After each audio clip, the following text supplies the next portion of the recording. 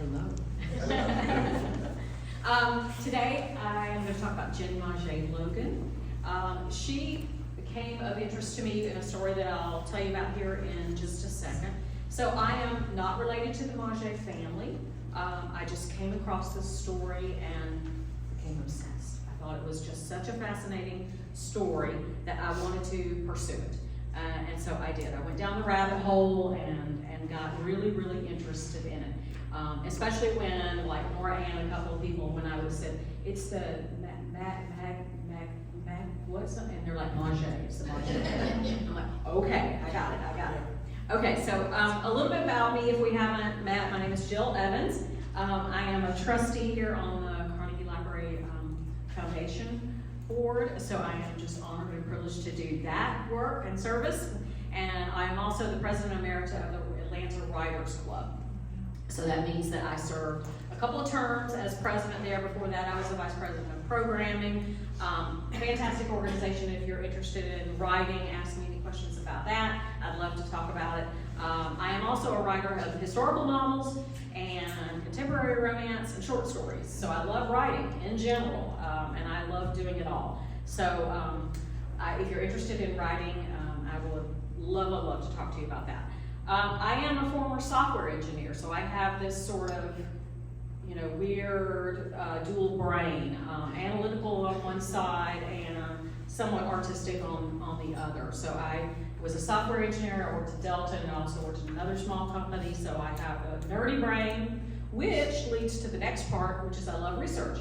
So I take those, software skills, and I'm also into genealogy. Is anybody here into genealogy? You're my people. So I love genealogy, love doing the research, and I also love doing historical research. So that became really relevant in this instance. And my website is just my name. So the historical novel that I wrote, which I'm trying to pitch to agents and sell, is called Portrait in Red. And I'll just tell you a little bit about this because it's relevant to the research type stuff that I wind up doing. It's based on the true story of a lady named Claire Sheridan. She was Winston Churchill's first cousin. They were close.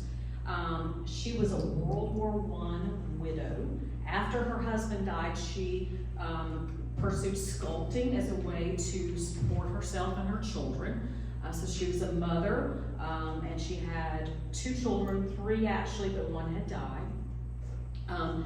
She had the opportunity to meet some Bolsheviks who had come into London, and she wanted to sculpt them because she had already sculpted people who were in the aristocracy and who were political figures in the UK. But when they came in, she saw it as an opportunity to sculpt more people who were in the political realm, powerful men. So she was introduced, and they invited her to come back to Moscow with the potential of sculpting Lenin and Trotsky. And so the UK did not want her to go. They did not want her. She went anyway. She defied them all, and she went as a spy.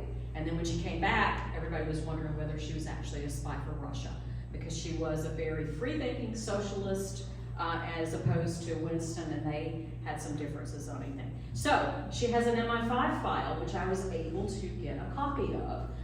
So they tracked her.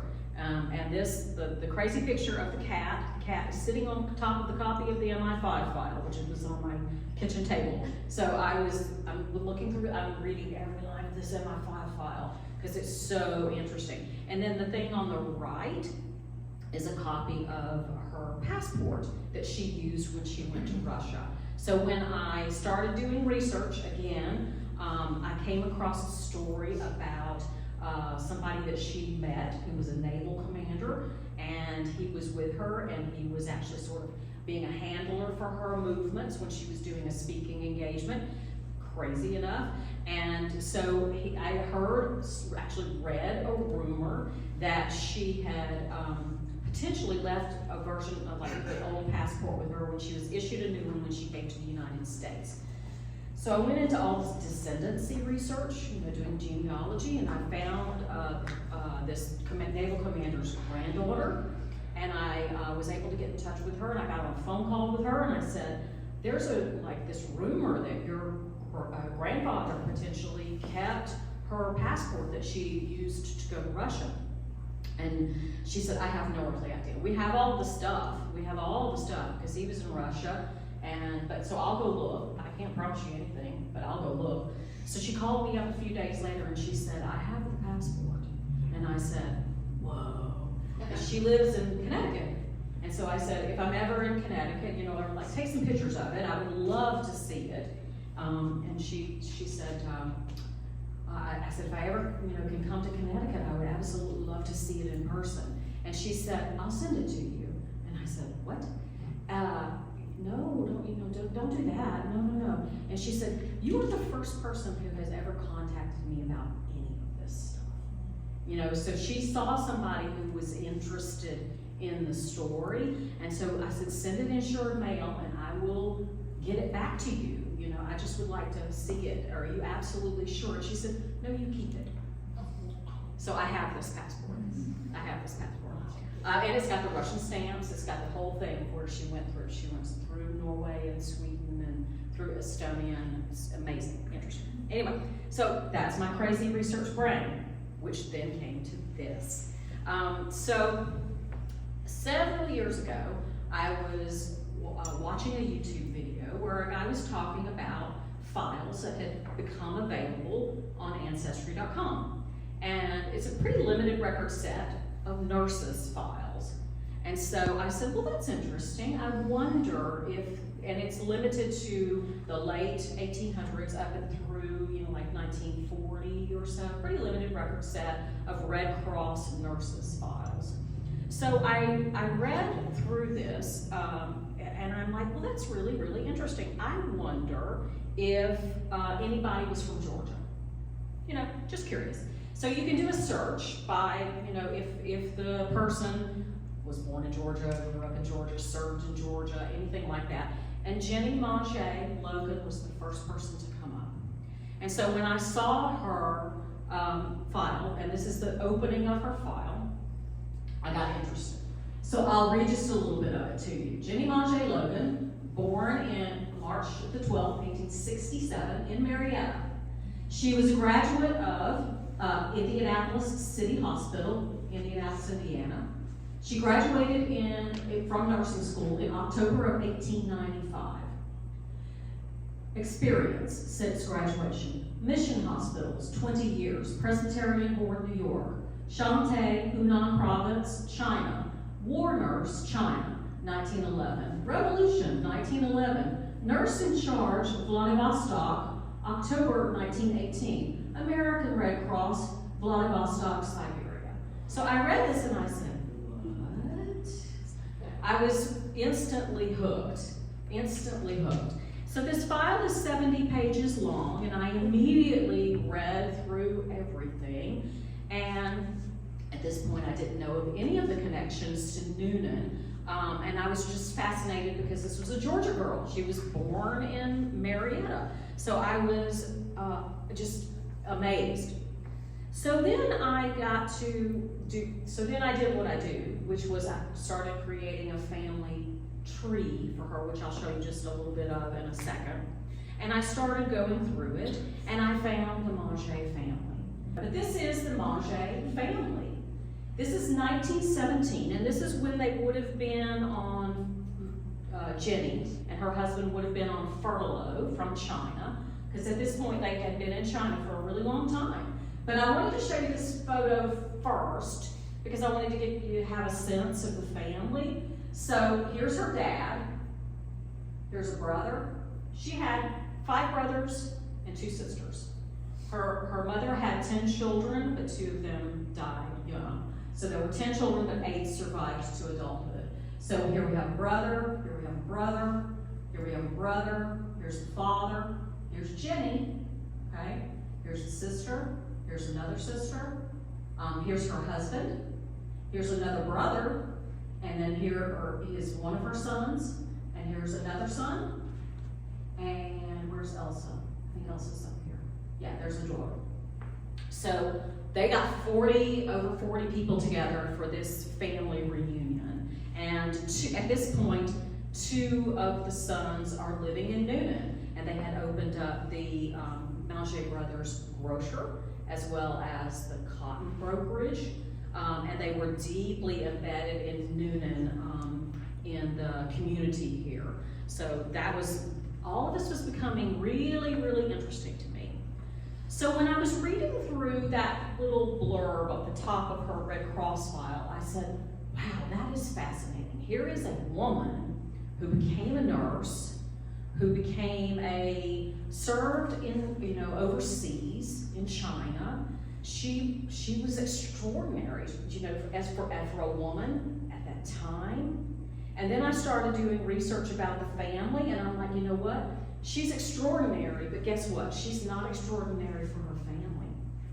Because here's the grandfather, Victor Hippolyte Manget. He was a professor of history and Romance languages. His wife, Felice Dubuchet Manget, was a professor also of languages and drawing, okay? So here's the story, because they were the original immigrants to the United States from France. But here's the story about Victor, and I think this is hilarious.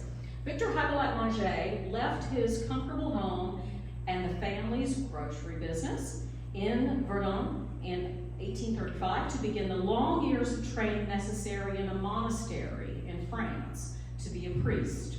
On the night before a group of young men were to be ordained, Victor leaped over the wall that surrounded the monastery and set out for a new life. I thought that was hilarious. So he comes to the United States, and the Dubuchet family come to the United States as well, and they meet and they marry. He was a professor at Amherst College. He was a professor there at the exact same time that Edward Dickinson was the treasurer for Amherst College. Edward Dickinson was the poet Emily Dickinson's father.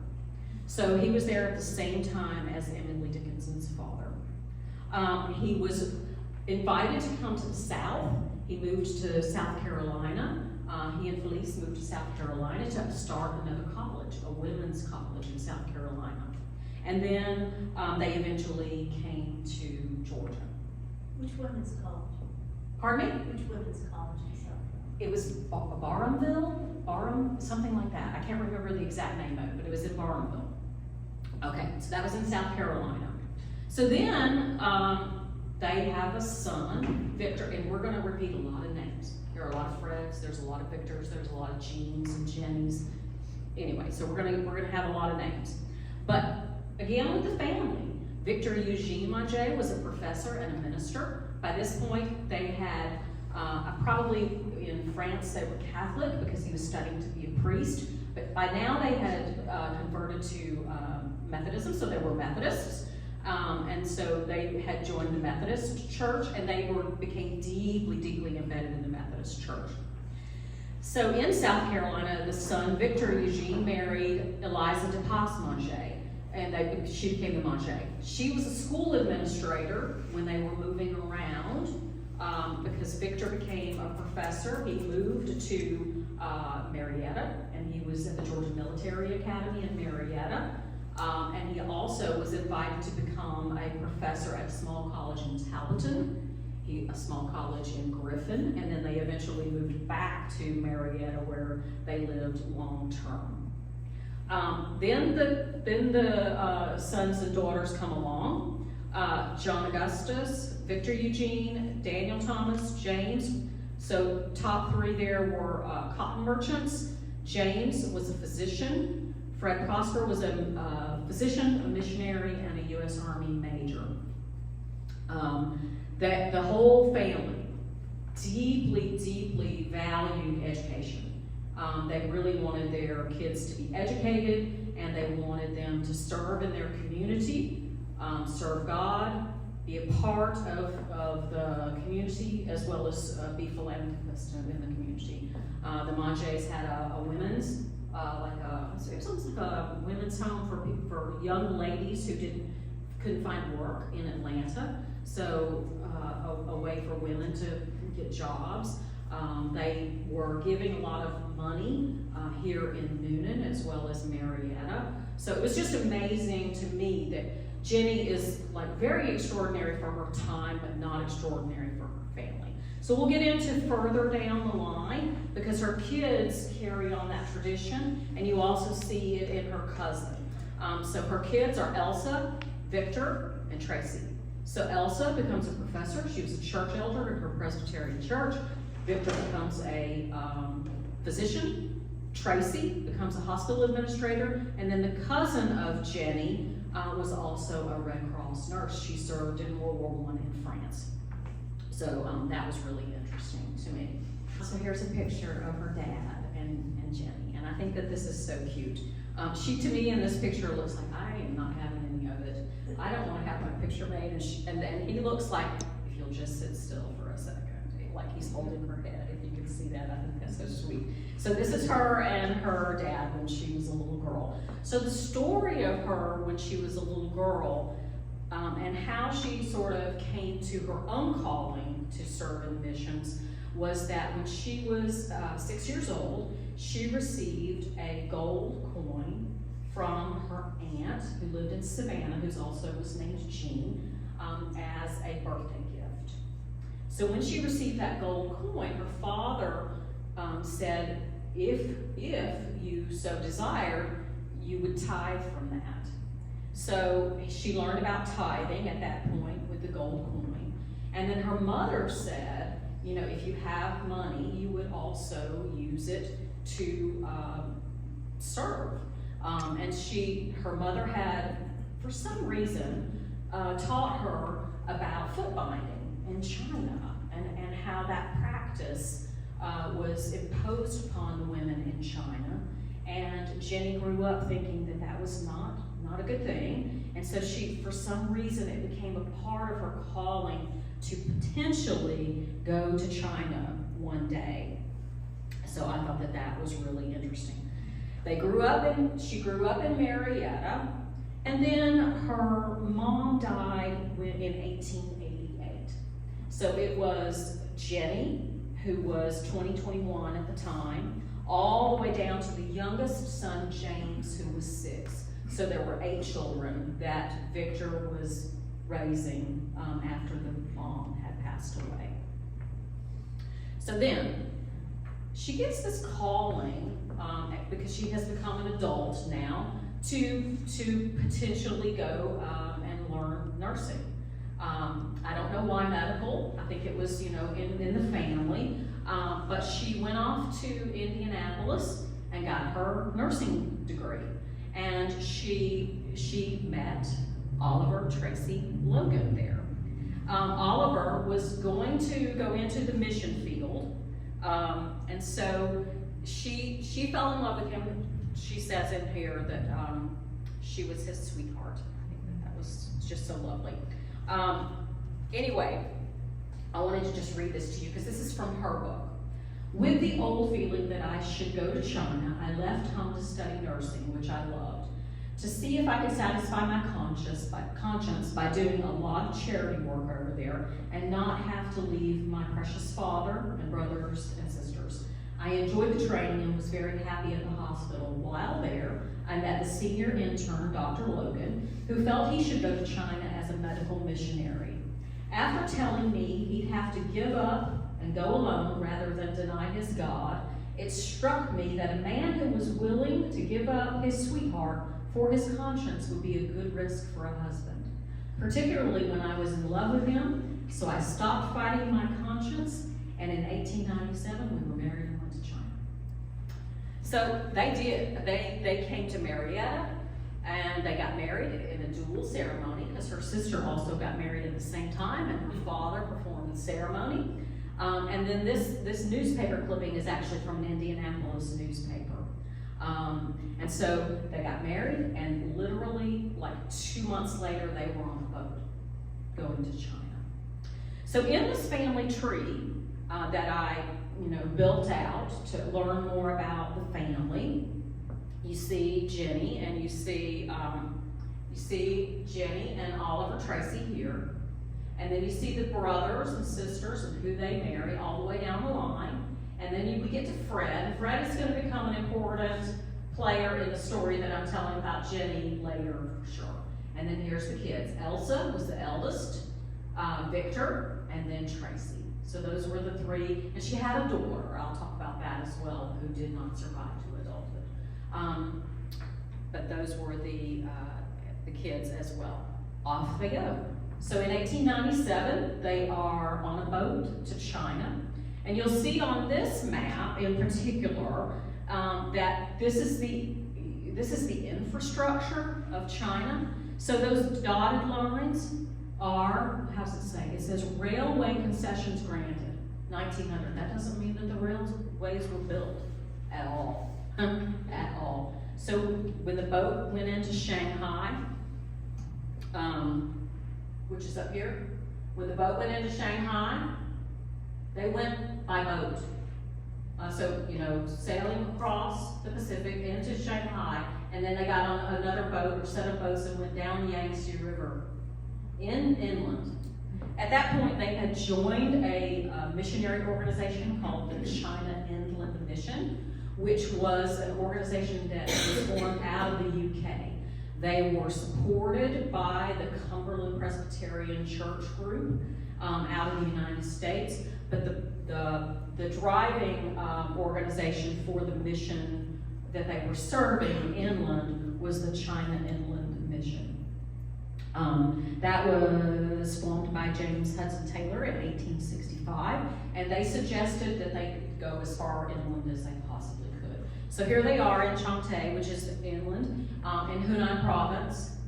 This is not a backwater. This is, there are a lot of people there. There are a lot of people there, but it is far inland and not many foreigners at all. And so when she comes in, you know, they are very suspicious of foreigners, and they have to set up themselves to be traditional, to fit in with the people. And so here, oh good, here, they were encouraged to dress in traditional Chinese garb. So this is every day, you know. So Oliver was, they would shave their heads back and wear this almost like a headband over the shaved part. And then they were growing their hair long in the back into something called a queue, which was, you know, the Chinese traditional dress. You can see the kind of shoes that he's wearing. And then you can see here that she put this picture in her book. Chinese Children's Auto, our 2 children went out to dinner with us in a native house. Here they are. That's Elsa, and that's Victor. Yep. So here they are. And they are there serving. And the way that the structure worked was each of these missions, they would go in and they would have a minister, and they would also have a medical missionary.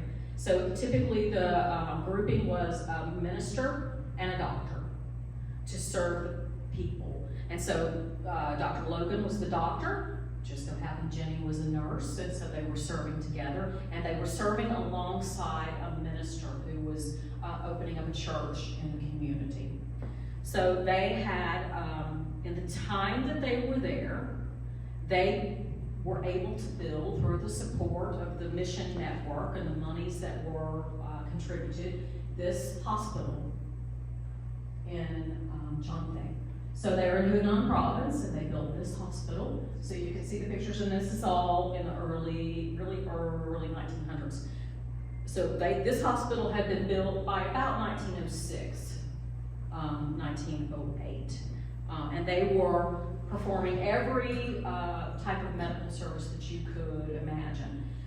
In traditional Chinese culture, the women were not allowed to see a male doctor. And so anything that had to be done for a woman, Jennie was doing. And they were training Chinese doctors as well as Chinese nurses. So they were also a teaching hospital, and that was all part of the structure as well. So you would think that they would somewhat be cut off from everything in the rest of the world. However, because of Jennie's, like through the Methodist part of it, through the missionary part of it, and through the nursing part of it, she did submit articles to the American Journal of Nursing. Her primary area of expertise was in obstetrics and gynecology. However, there was a cholera epidemic going on in China as well. So she would submit articles that would be published and like letters of what was going on in her nursing practice. So she was, you know, putting her work out there for the world to see and for it to be published. So she was not cut off. So after their children was born, like I said, Elsa was born in 1897, and then along came Victor, and then along came Tracy a little bit later. Where are they going to go to school? Well, the way that the China Inland Mission had set things up is that they had created a prep school that was along the lines of a British prep school, because this was a British organization. And so they really wanted to attract people who had high education to serve, and they wanted those kids to be well educated. And so it was a prep school that if you attended this prep school, you pretty much got into Cambridge, Oxford, if you were on the British side of things. And so here they are down here in Shanghai, in Newnan province. So in 1908, I believe, 1908, Elsa and Victor go off to boarding school, way up here. This is 1,500 miles away, okay? So this is boarding school, snowy north of China. And they get December off, that's it. That's when they see their kids. And they were very well educated, and it was a very closed environment in this prep school. It was almost like you were in England in the middle of China. It was the way that it was run. Very fascinating school system. But like I said, they were prepping kids to go to Cambridge and Oxford. So the interesting thing about that as well is that Elsa was there at the same time and knew Henry Luce, who founded Time magazine, because Henry Luce's parents were missionaries. She was also there at the same time as the playwright Horton Wilder, who wrote Our Town. So there were a lot of people who came through that educational system who went on to serve in politics and be artists and, very well-known people. So that was the kind of environment that they were in. So they did this service for, here they are, many, many years of service from 1897, and we get to the warlord era in China, and also the Boxer Rebellion, which they came home on furlough because their lives had been threatened. So they came home on furlough and spent time in the United States, but then they went back. They never decided not to go back, never. And so they were continuously serving with some breaks all the way through to 1918. In China proper, World War I had not threatened China. Mainly it was the warlord infighting that was going on, as well as cholera and disease problems. So they had not had any kind of, and Victor was too young to have been called to service. At this point he was 16, 17 years old, so he was not being called up for service for World War I, because the United States was very late in entering World War I. But in 1918, President Wilson had been pulled into World War I. He finally acquiesced and sent troops. And also in 1918, he agreed to an American expeditionary force to go into Siberia. It was interesting because the Bolsheviks, when the Bolshevik Revolution took place, Russia came out of World War I. They pulled themselves out of World War I. So there were all of these troops and munitions and everything that were left behind the Eastern Front. So Russia just said, nope, we're not fighting anymore. We're not going to be a part of this. So Japan and the UK and France and the United States, all the Allied forces, had a keen interest in what was going on behind what had been the Eastern Front, because there were a lot of munitions that were left behind, troops that were left behind, and specifically a group called the Czech Legion. The Czech Legion had gone to fight on the side of the Russians against Germany, and there were thousands of men who were stuck behind the Eastern Front, these Czechoslovakian soldiers. How were they going to get out? They couldn't get out through, because they would be fighting their way back through against Germany. So the only way for them to get out was to go east. So they were basically retreating east, and this expeditionary force that Wilson sent had several goals. One of them was to protect the munitions that were left behind along the Siberian Railway, all the way to Vladivostok, because we're all the way up in the snowy, Siberia. We're up here. Here's Newnan province in China. So we're all the way up here. They were protecting themselves against the Russians fighting now against the Czechs. And they were also decided that they would want to serve a humanitarian cause because Russia was imploding. There was famine. It was a terrible situation in Russia at that time.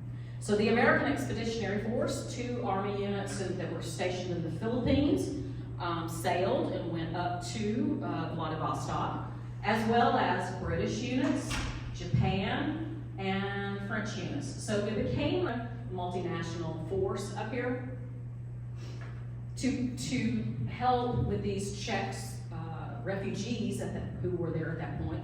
There were a lot of injuries, and so the Red Cross was brought in. The Red Cross commissioner was R.B. Tuzler, and he was a missionary in Japan.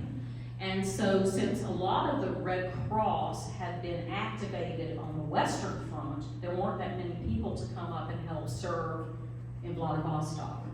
So because there were people in the area, Jennie and Dr. Logan, they were called to come up to Vladivostok. First, Dr. Logan was brought up, and then Jennie. And when Dr. Logan went up, he also discovered that Fred, Jennie's brother, was already there, because Fred had become a missionary, and he was serving closer to the coast. So by the time Jennie gets there, her husband is already there, and her brother is there.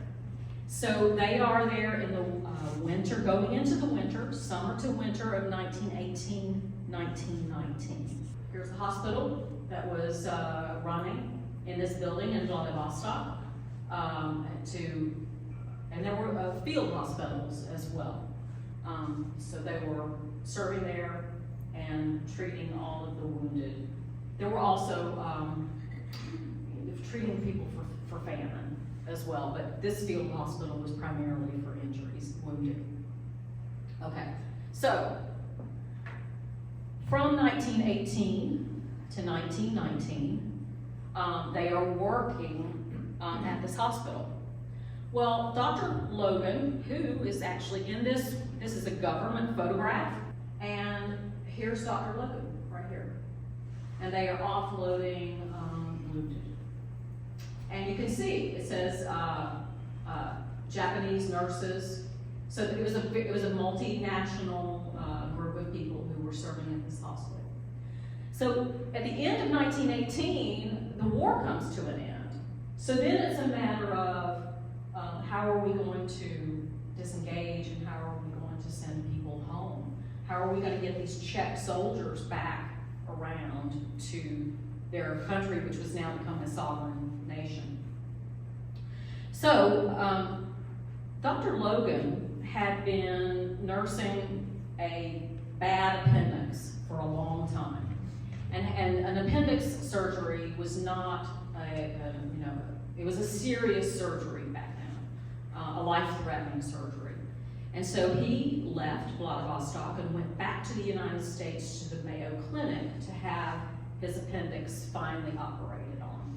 So he left Jennie in Vladivostok and had that surgery done. And then in February of 1919, Jennie is called upon, along with Fred, to escort the group of 500 Czech soldiers back around.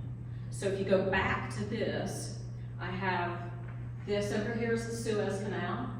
So what they did was they got on a British steamer ship and they went this way, all the way around India, all the way up through the Suez Canal, all the way this way, and came in and they landed in Italy, and then they overlanded. So this is the trip that she made with Dr. Manget and her brother, and the 500 soldiers. It was a group of 1,500 people who were on board.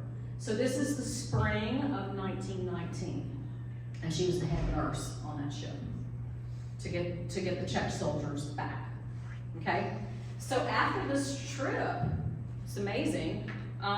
She has a time off, so she can come back home, Georgia, and visit with family. So while the president is not the president of Czechoslovakia, is the president of an organization that talks, in that article it talks about her trip. And then it talks about in that other trip, other little newspaper clipping, that Mr. and Mrs. O.T. Logan had been spending time with Mr. and Mrs. V.E. Manget, and they left Friday to go to San Francisco. So they spent the summer of 1919 in Newnan. Victor had a house on Greenville Street that the land was eventually sold to the Methodist Church. So he either gave that land or sold that land to the Methodist Church. So I saw that in some of the deeds, which was really, really interesting. So they come home. Now, the youngest child, Tracy, stayed in China, in school. But the two eldest, Elsa was at Wesleyan College in Macon. She was a junior. She was about to be a rising senior. And then Victor had come home and finished high school, and he was about to start at Princeton. So Victor and Elsa met Jennie and Dr. Logan, and they all came to Newnan, and they were able to spend the summer together in Newnan, which was fabulous.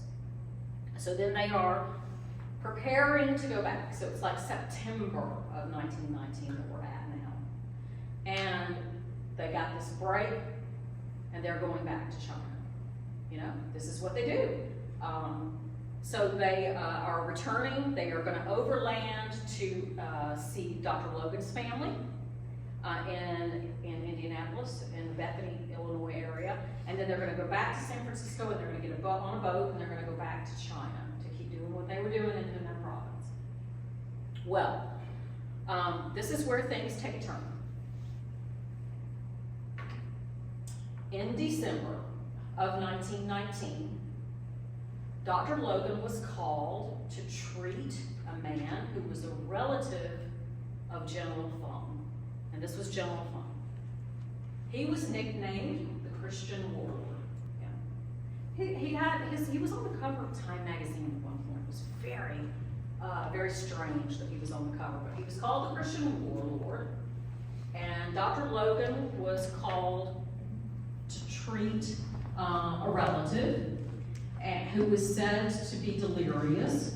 And when Dr. Logan went in to treat him, he was very reluctant and fought, but finally acquiesced, and Dr. Logan went back in to treat him, and he pulled a pistol out and shot Dr. Logan.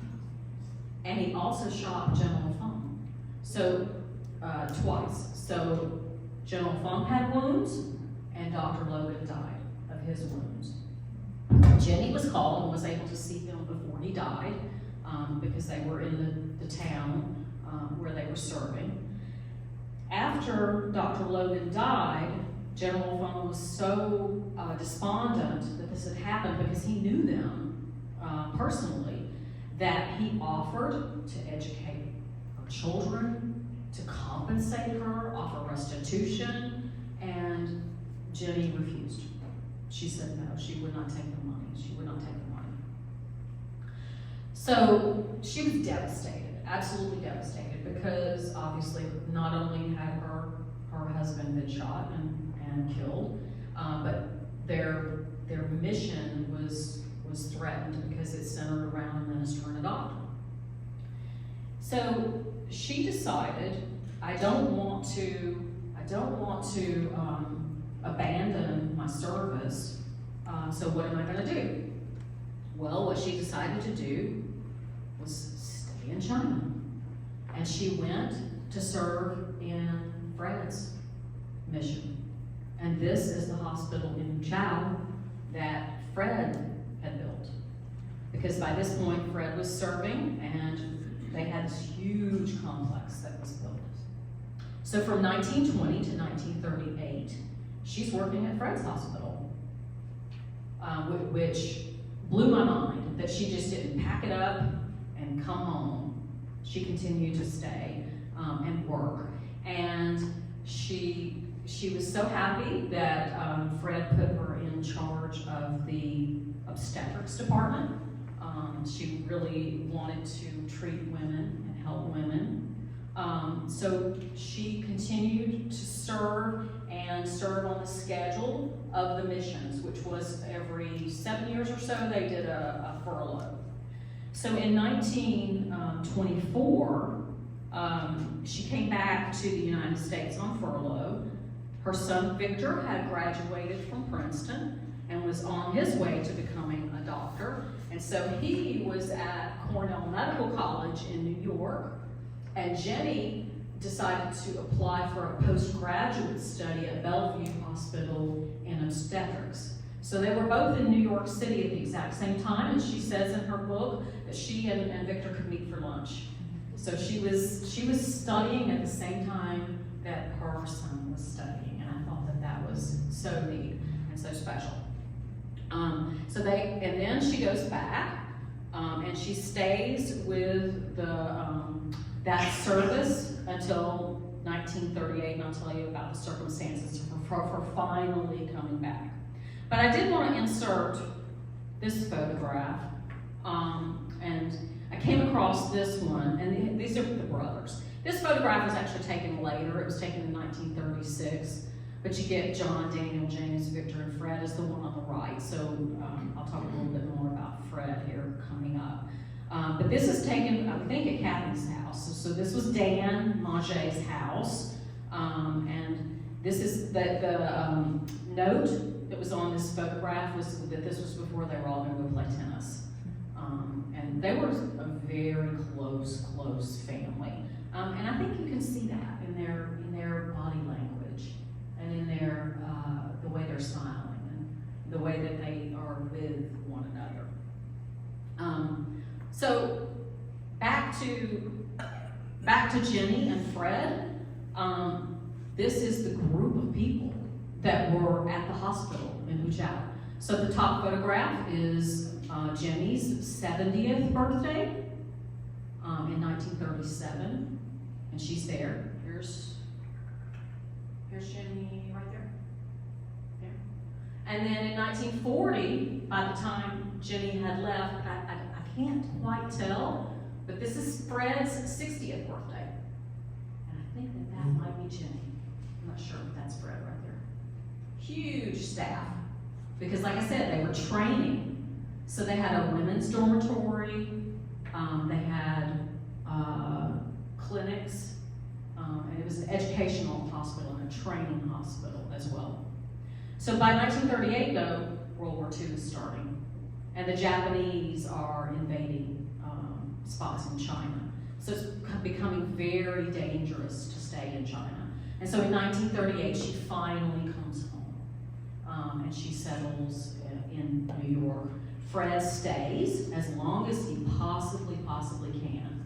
I've seen on Fred, and I'll say something else about Fred here in just a second, but with Fred, he was the king of the last flight out.